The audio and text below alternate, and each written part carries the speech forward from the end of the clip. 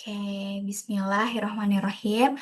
Assalamualaikum warahmatullahi wabarakatuh. Halo semuanya, perkenalkan nama saya Desi Marcelia Putri, mahasiswi program studi Bimbingan dan Konseling Fakultas Keguruan dan Ilmu Pendidikan Universitas Muhammadiyah Profesor Dr. Hamka.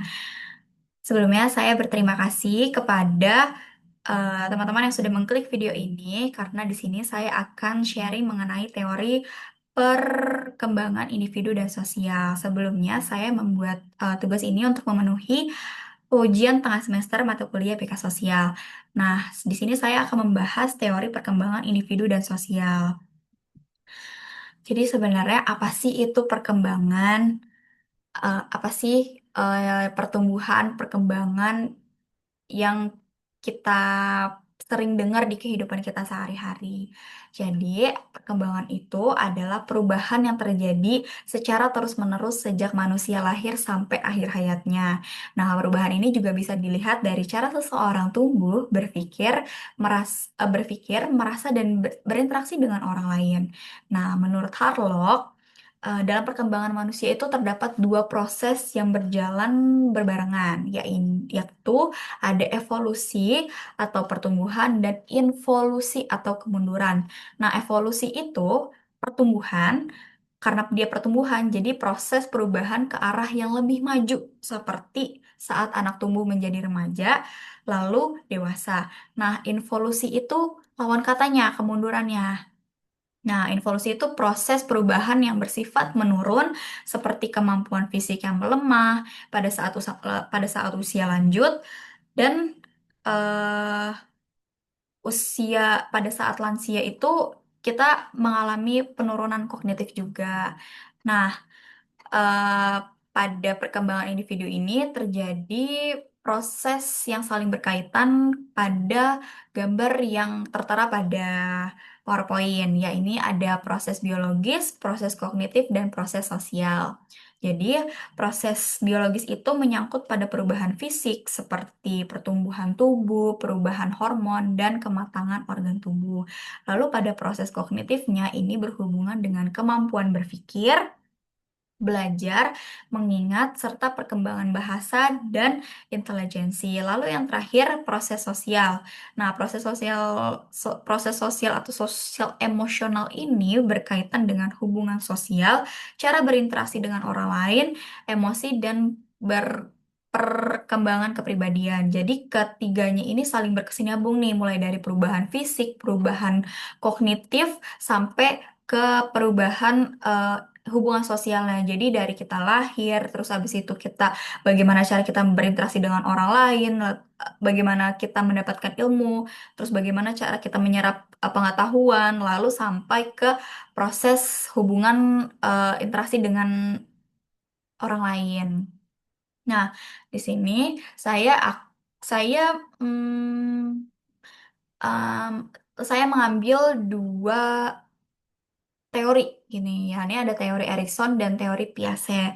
Nah, menurut Erikson itu perkembangan sosial dan kepribadian dalam psikologi merujuk pada proses dan perubahan yang terjadi pada individu sepanjang hidup mereka. Seperti yang sudah saya bilang di awal, bahwasannya perkembangan itu adalah proses perubahan yang terjadi terus-menerus dari kita lahir sampai detik ini pun kita masih berkembang, teman-teman. Jadi, menurut Erikson itu perkembangan yang terjadi secara terus-menerus sepanjang hidupnya dalam hal interaksi sosial dan pengembangan aspek-aspek kepribadian. Jadi semuanya tuh dari interaksi sosial, aspek-aspek berkepribadiannya itu juga berkembang sampai sepanjang hidupnya. Lalu menurut teori Piaget, mengacu pada perkembangan cara berpikir seseorang dan kompleksitas perubahan yang disebabkan oleh perkembangan neurologis dan lingkungannya. Jadi, Piaget mengatakan bahwasannya perkembangan individu ini eh, kompleks gitu. Nah, penyebabnya itu karena perkembangan si neurologisnya itu dan lingkungan yang mendukung si individu itu untuk berkembang. Apakah lingkungannya sehat, apakah lingkungannya itu tidak sehat, itu semuanya berpengaruh pada individu dan bagaimana cara individu itu berinteraksi di sosial. Lalu di sini ada tahap perkembangan menurut Piaget. Nah, ada 4 tahap perkembangan kognitif pada anak. Yang pertama, ada tahap sensori motorik pada usia 0 sampai 2 tahun, tahap praoperasional usia 2 sampai 7 tahun, tahap operasional konkret usia 7 sampai 11 tahun, dan tahap operasional formal usia 11 sampai 15 tahun. Nah, pada tahap praoperasional ini di umur 2 sampai eh pada tahap sensor motorik pada usia 0 sampai 2 tahun ini kan kita masih bayi ya. Terus pada tahap ini tuh, nah ini pada tahap ini tuh bayi tuh masih memahami dunianya itu melalui sensor sensor motoriknya aja gitu. Jadi kayak cuman ngandelin penglihatan, panca indera, cuma mengandalkan panca indera penglihatan dan pendengaran. Nah, mereka juga belum bisa membedakan dirinya sendiri dengan lingkungannya karena pikirannya itu masih egosentris. Nah, melalui pengalaman dan kebiasaan, bayi itu bisa mulai merespons suara dan tindakan orang dewasa meskipun belum benar-benar berpikir secara logis. Nah, tahap ini menjadi tahap paling dasar dan penting bagi perkembangan kecerdasan di masa berikutnya. Lalu, pada tahap praoperasional di usia 2 sampai 7 tahun, pada usia ini tuh anak udah mulai menggunakan kata-kata dan gambar untuk mewakili benda atau peristiwa.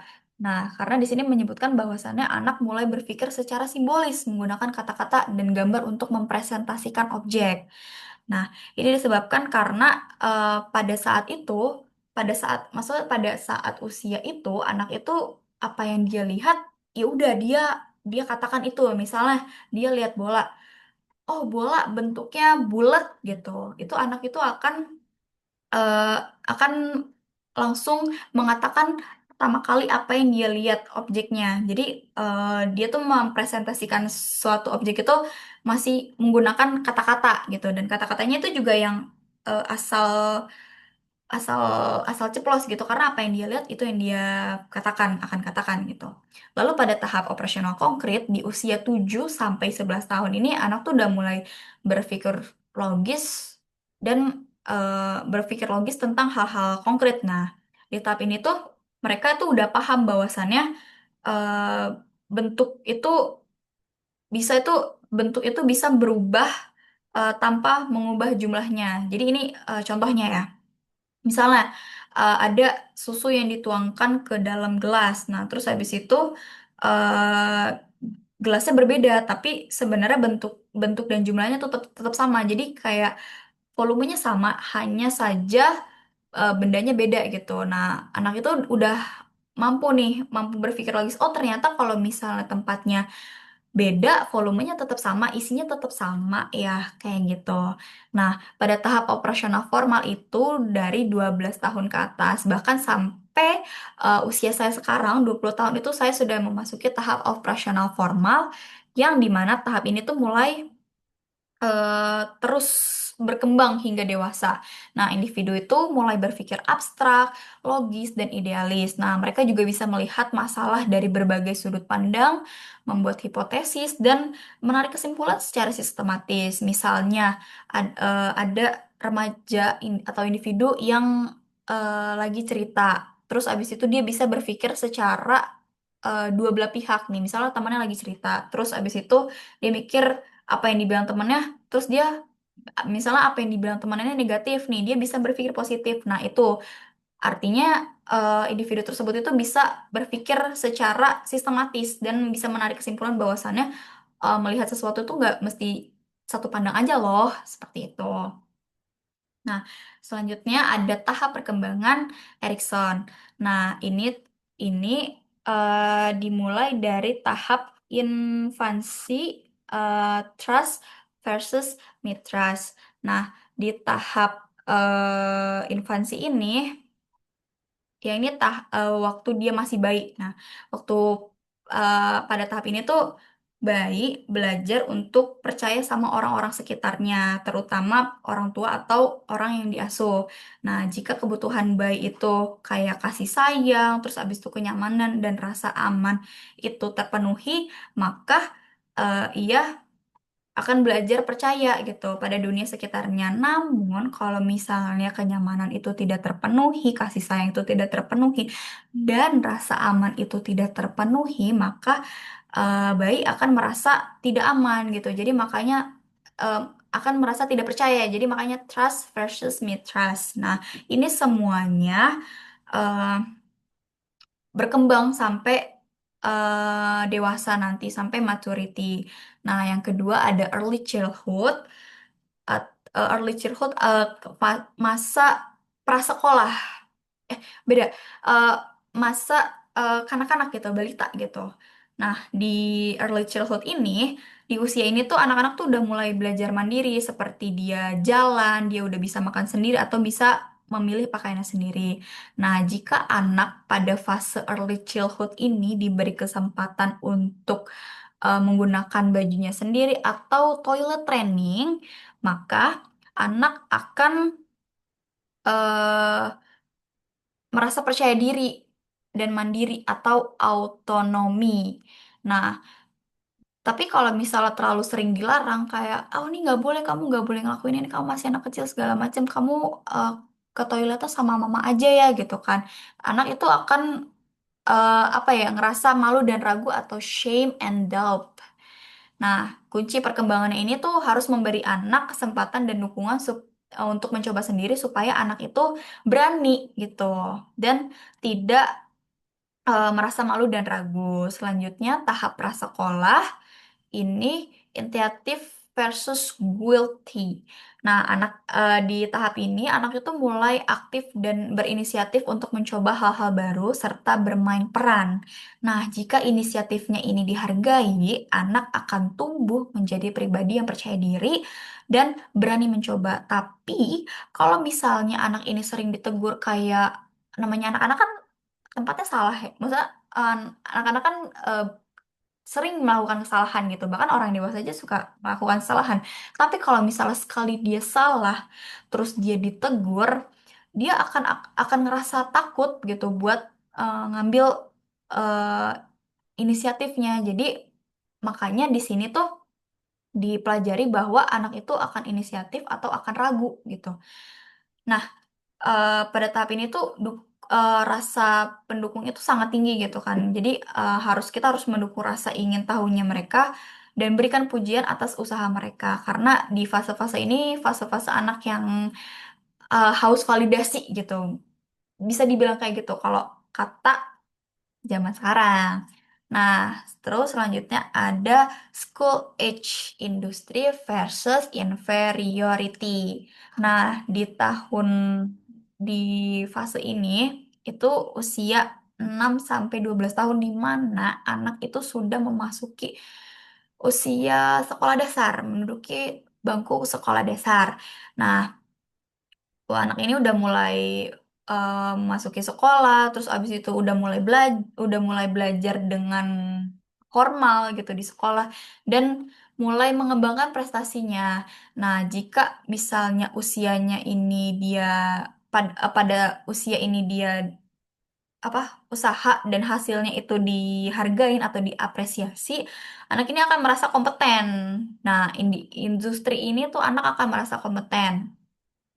Tapi sebaliknya, jika misalnya anak itu sering dibandingkan, itu dia akan ngerasa rendah diri, akan ngerasa kayak oh aku usaha kayak gini aja tuh nggak cukup ya. Anak akan ngerasa insecure gitu. Jadi kayak kehilangan motivasi seperti itu. Nah, selanjutnya ada tahap adolescence. Nah, tahap adolescence itu di setelah SD, berarti SMP. Di usia 12 tahun sampai di SMA. Dari usia SMP sampai usia SMA. Nah, di sini ada identity versus role confused. Nah, di tahap ini tuh remaja tuh udah mulai nyari jati dirinya dan mencoba memahami siapa sih diri dia sebenarnya serta perannya di masyarakat. Tapi sebaliknya, kalau misalnya mereka krisis identitas, mereka nggak tahu sebenarnya apa sih jalan yang harus aku ambil setelah ini, itu tuh dia akan ngerasa apa ya bingung bingung akan hal yang akan dia ambil tuh apa gitu. Next step yang akan dia ambil tuh apa. Dia akan ngerasa bingung. Makanya di sini ada role confused karena dia bingung, dia confused karena role apa sih yang harus diambil pada masa ini gitu kan.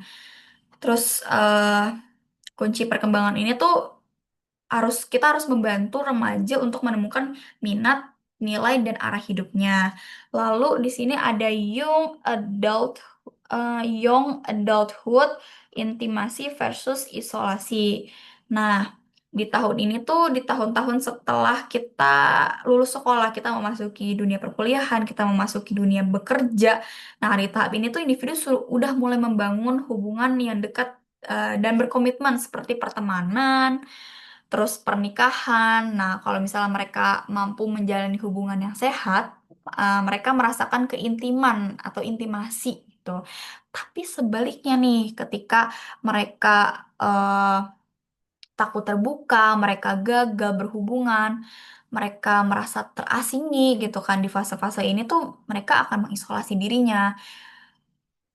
Jadi untuk memasuki fase ini tuh kita butuh komitmen kepada diri kita sendiri. Kita perlu support dari orang-orang terdekat untuk menjalin hubungan yang jujur, saling percaya dan mendukung. Nah, selanjutnya ada middle adulthood. Nah, middle adulthood ini uh, generosity versus stagnation. Pada masa ini tuh di orang dewasa tuh pengen kasih manfaat bagi generasi-generasi berikutnya, kayak generasi-generasi sebelumnya gitu. Misal dengan bekerja, mendidik anak, atau berkontribusi pada masyarakat. Jadi di tahun-tahun ini tuh mereka tuh pengen kasih manfaat gitu di generasi sebelumnya. Jadi karena mereka mempunyai pengalaman yang lebih banyak, jadi pada usia ini tuh mereka tuh individu ini tuh pengen sharing loh, ini loh aku tuh pernah melalui ini loh gitu kan, kayak mengajari, saling sharing mengajari aja gitu. Nah, terus di sebaliknya, kalau misalnya mereka gagal, mereka tuh bisa merasakan nggak berguna dan stagnan gitu lah. Di stagnation ini, mereka akan merasakan hal sebaliknya. Dan yang terakhir ada maturity, yakni usia 65 tahun ke atas gitu. Ada ego integrity versus despair. Nah, tahap ini tuh terakhir terjadi di masa pertumbuhan, maksudnya di masa perkembangan kita di masa lanjut usia. Ketika seseorang merenungkan kehidupannya, jika merasa puas dengan hidupnya, dia akan mencapai kedamaian dengan si ego integrity ini. Nah, namun sebaliknya, jika dia penuh penyesalan selama hidupnya, dia merasa hidup saya sia-sia nih selama ini, dia akan ngerasa putus asa atau despair. Nah, jadi kunci dari semua tahap perkembangan ini itu saling berkaitan. Jadi apabila tahap sebelumnya belum diselesaikan, jadi ibaratnya lingkaran ini tuh adalah PR manusia. PR yang wajib dipenuhi oleh pengasuh atau ibunya. Tuh. Jadi kalau misalnya ini kita nggak selesain, akan merasa kekurangan, eh, kita akan merasa kekurangan, kita akan merasa tertinggal gitu. Ibaratnya kayak PR lah. Kalau misalnya ini belum selesai, terus sedangkan kita udah lanjut ke step berikutnya, dan step selanjutnya kita belum selesai, kita akan tertinggal dan kita akan nggak mendapatkan itu gitu. Jadi sebetulnya ini adalah PR bagi ibu atau pengasuh. Makanya harus terpenuhi sebaik mungkin. Nah, lalu ada faktor-faktor yang mempengaruhi nih. Nah, menurut teori Piaget, perkembangan kemampuan kognitif anak tuh dipengaruhi sama 6 faktor. Nah, 6 faktor itu yang pertama ada faktor hereditas, faktor genetik, yang kedua faktor lingkungan, faktor kematangan, pembentukan, minat dan bakat, serta kebebasan. Nah, faktor-faktor ini faktor-faktor ini tuh sangat berpengaruh eh, bagi perkembangan se bagi perkembangan individu. Nah, apa aja sih yang mempengaruhi dari segi gen? si individu itu. Jadi yang dibawa oleh individu dari hereditas, dari genetik itu seperti bentuk tubuh, warna kulit, sifat-sifat, terus abis itu eh, kepintaran, intelijensi, terus sama minat bakat itu semuanya tuh dari genetik. Nah, faktor-faktor yang mempengaruhi si bentuk fisik kita, sifat-sifat kita, terus abis itu kepintaran kita itu semuanya dari genetik. Nah, yang kedua ada faktor lingkungan. Nah, faktor lingkungan ini itu tuh faktor yang punya pengaruh besar terhadap perkembangan kognitif individu. Nah, menurut teorinya John Locke, anak yang baru lahir itu ibarat kertas putih dan kertas putih dan lingkungannya itu yang akan mengisinya. Jadi ibaratnya kertas putih, terus habis itu kita krayonnya gitu. Jadi lingkungan itu krayonnya. Jadi si lingkungan itu yang akan mewarnai si kertas putih individu itu. Makanya kenapa faktor lingkungan itu sangat berpengaruh gitu bagi perkembangan si individu karena pola asuh orang tua, lingkungan sekolah, teman, budaya dan pengalaman sehari-hari itu membentuk cara anak berpikir, memahami, dan belajar sesuatu. Lalu di faktor kematangan, ini berhubungan dengan perkembangan fisik dan organ tubuh yang digunakan untuk berpikir, terutama otak dan sistem syaraf manusia. Nah, semakin dia matang perkembangan fisik dan otaknya, semakin baik pula kemampuan anak dalam memahami dan memproses sesuatu informasi. Jadi, anak itu butuh untuk butuh waktu untuk berkembang gitu. Lalu selanjutnya faktor pembentukan. Nah, faktor pembentukan ini semua hal di luar diri anak yang membantu membentuk kecerdasannya. Jadi di fase dia berinteraksi dengan teman-temannya, berinteraksi dengan keluarganya dan memilih lingkungannya itu yang menjadi faktor pembentukan anak. Anak itu akan dibentuk oleh lingkungannya. Jadi kalau misalnya lingkungannya baik, kalau misalnya anak tersebut tidak memiliki self defense yang kuat, anak itu akan terbawa. Namun sebaliknya kalau misalnya dia punya self defense yang kuat, tapi lingkungan yang nggak baik, dia nggak akan terbawa arus. Jadi anak itu dibentuk oleh lingkungannya gitu, pola asuh orang tuanya. Nah, selanjutnya ada faktor minat bakat. Nah, faktor minat bakat ini memiliki apa ya? Memiliki pengaruh gitu. Kalau misalnya anak memiliki minat bakat tertentu, anak akan lebih cepat memahami hal-hal yang ia sukai. Misalnya, anak yang suka bermain musik, dia akan lebih mudah belajar alat musik. Nah, minat ini membuat anak menjadi lebih semangat belajar dan bakat mempermudahnya menguasai kemampuan tertentu. Biasanya dari keluarga-keluarga musisi nih, misalnya. Terus abis itu karena keluarganya musisi, terus anak itu akan bisa main alat musik, akan bisa bernyanyi dan semacamnya, tapi masih di bidang vokal ya. Dan yang terakhir itu ada faktor kebebasan. Nah, faktor ini tuh berkaitan dengan kemampuan anak untuk berpikir bebas dan kreatif yang diberikan kesempatan untuk bereksplorasi dan belajar untuk memecahkan suatu masalah dengan berbagai cara.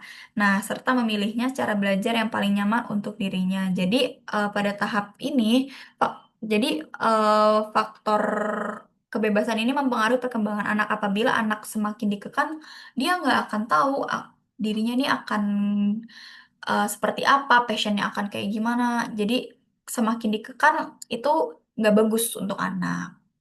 Seperti itu. Baik, sekian. Terima kasih teman-teman. Terima kasih yang sudah menonton hingga akhir. Semoga apa yang saya sampaikan tadi dapat bermanfaat untuk teman-teman semua. Selanjutnya, saya ingin memberitahu nih untuk teman-teman yang mungkin bingung selanjutnya mau menimba ilmu di mana sih setelah lulus sekolah. Nah, pilih bimbingan konseling UHAMKA aja. Kenapa sih? bimbingan konseling UHAMKA karena program studi bimbingan dan konseling UHAMKA itu akreditasinya udah A. Nah, program studi ini juga dirancang untuk membentuk teman-teman semuanya menjadi pribadi yang cerdas, cerdas ilmu, terus hangat secara emosi dan kuat secara spiritual. Nah, pemahaman komprehensif ini uh, teman-teman akan dibekali ilmu untuk memahami manusia secara utuh, mulai dari emosi, perilaku, hingga potensi terbaiknya. Nah, pembelajaran di BK UHAMKA ini nggak hanya fokus pada teori, tapi juga ada praktek sama membantu individu untuk menemukan arti dan tujuan hidup manusia. Nah, lingkungannya juga mendukung. Nah, didukung sama dosen-dosen yang berpengalaman, sama suasana belajarnya yang nyaman, ada smart class-nya. Terus abis itu yang pasti berbasis Islami serta penuh kekeluargaan. Nah, eh, kami juga berkomitmen. Maksudnya dosen UHAMKA juga berkomitmen untuk mencetak konselor di masa depan yang profesional, yang berkarakter dan berakhlak mulia. Nah, kalau misalnya teman-teman tertarik untuk masuk BK FKIP UHAMKA, yuk bergabung bersama BK FKIP UHAMKA. Nah, eh kalau gitu teman-teman tunggu apa lagi? Langsung aja daftar di BK, FKIP, UHAMKA karena akreditasinya udah unggul. Dadah, sampai jumpa lagi. Wassalamualaikum warahmatullahi wabarakatuh.